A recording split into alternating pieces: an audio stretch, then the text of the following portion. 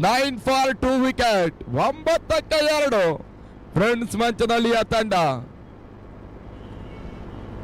ಬಾಜಿ ಅವರ ನಾಯಕ